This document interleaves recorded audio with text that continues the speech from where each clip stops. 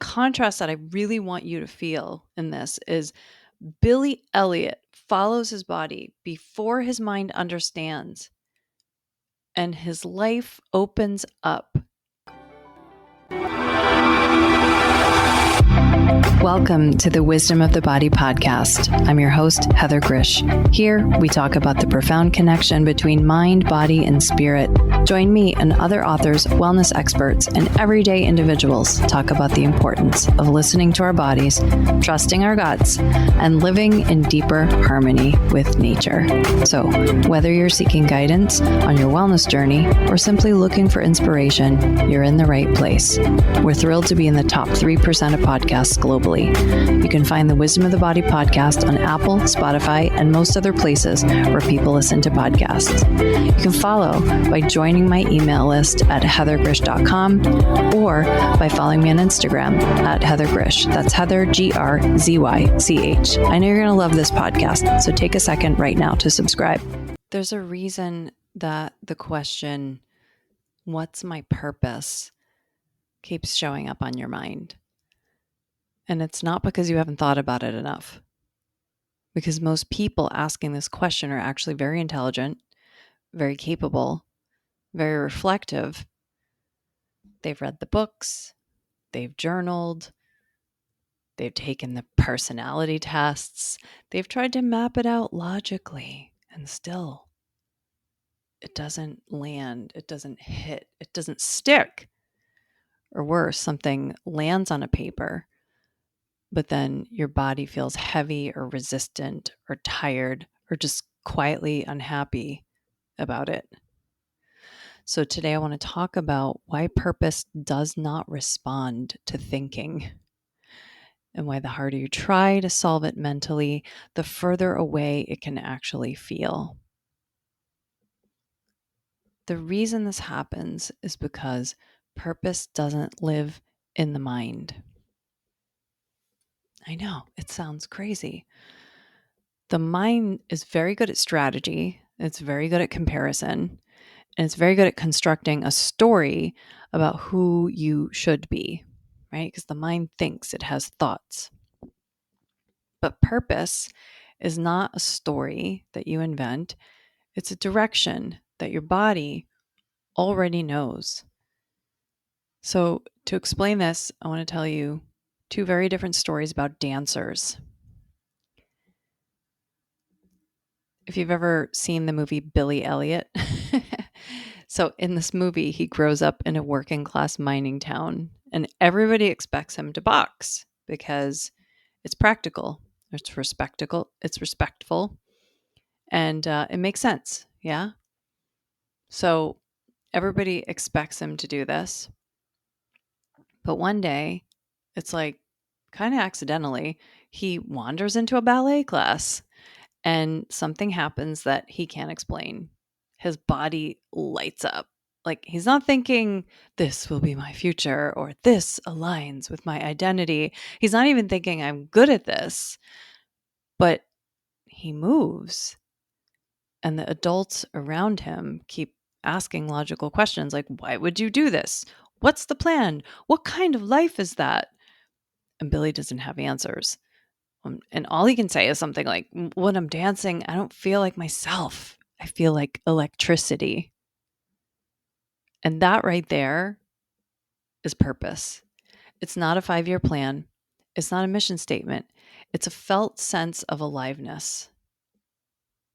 And for Billy Elliot, his life expands because he's following what his body already knows. And he's following it before his mind can even justify it. That takes a lot of trust. Let's contrast this with another story about another dancer, the Black Swan. So this is a total opposite story because in the Black Swan, Nina Sayers is also a dancer, but everything is happening from the neck up from her. She's extremely disciplined and controlled and perfect, and her mind is constantly monitoring, am I good enough?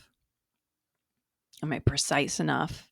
Am I becoming what's expected of me, right? She's just totally obsessed with it.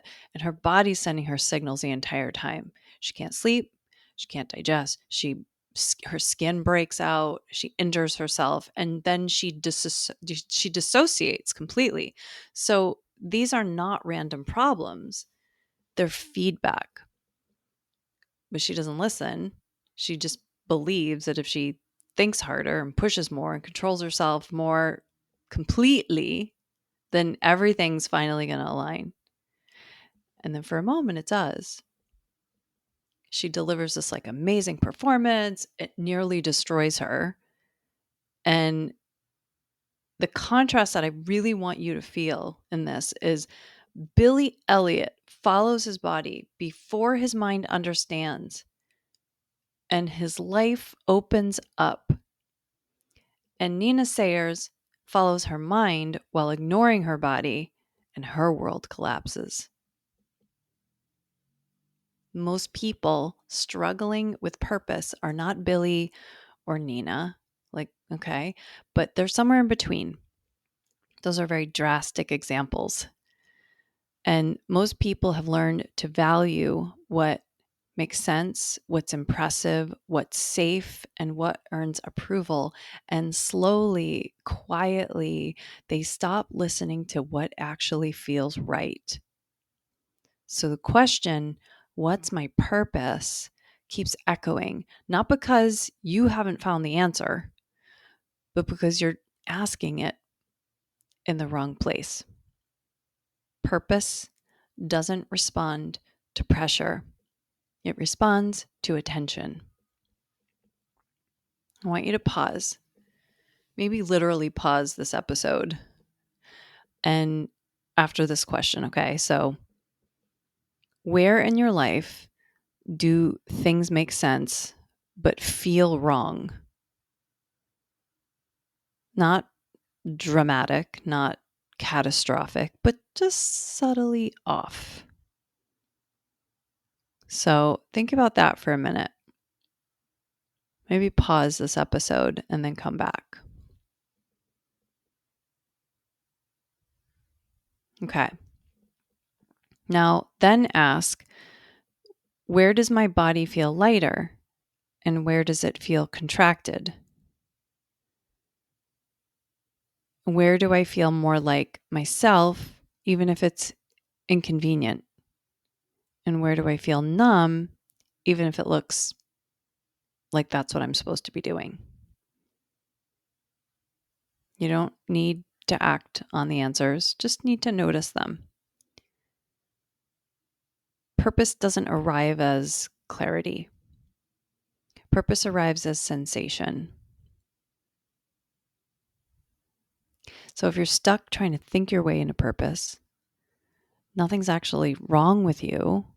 You're just using the wrong instrument to read something.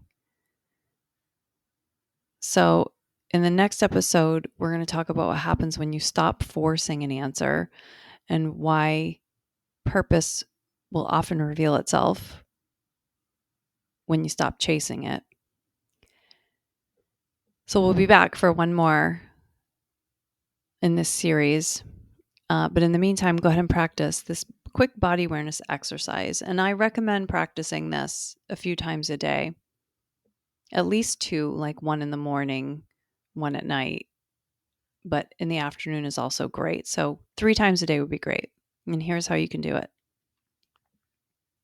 You can do this seated, standing, or you can even do it lying down. You can do it when you're alone, or you can actually do it in a room while you're with other people, because no one will know what you're doing. Okay, here we go. Take a deep breath in and a deep breath out. And bring your attention to your legs. And bring your attention to your arms. Next, the whole front torso. Next, the whole back torso. Navel. Center of the chest. Whole body. Whole body.